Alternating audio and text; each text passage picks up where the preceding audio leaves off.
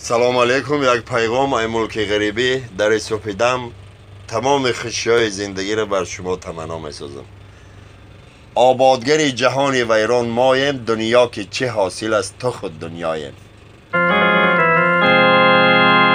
نماز شام غریبی رو به من کرد، دلم جولان زد و یادی وطن کرد. نماز شام غریبی رو به من کرد، دلم جولان زد و یادی وطن کرد. نمیدانم پدر کرد یا برادر، مرا گوشه نشین این دیار کرد. نمیدانم پدر کرد یا برادر،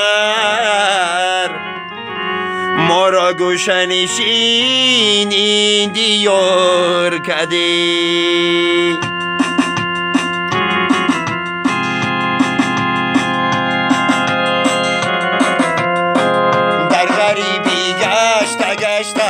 رنگم افزون می شود، در غریبی گشته رنگم افزون می شود.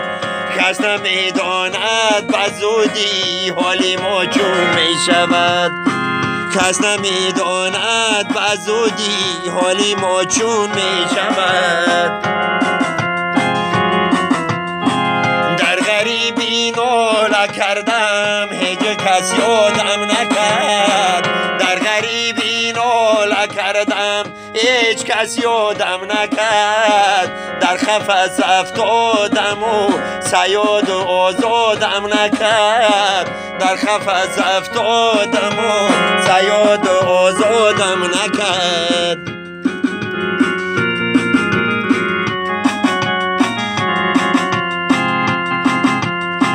در غریبی ناله کردم خیرمنی گل درگیری، استخوانم پاره پاره مغز جانم درگیری. در غریبی ناله کردم هیچ کس یادم نکرد، در قفس جان دادم و صیاد و آزادم نکرد، در قفس جان دادم و صیاد و آزادم نکرد. در غریبی ناله کردم خیرمنی گل درگیری، در غریبی ناله کردم خیرمنی گل درگیری. حیفی نامی نکویم چنگ و خاکی درگیری، حیفی نامی نکومون دودی خاکی درگیری. زنده و جاوید ماند هر کی نکو نام زیست، زنده و جاوید ماند هر کی نکو نام زیست. کزقیبش ذکر خیر زنده کند نام را. یک جهان تشکر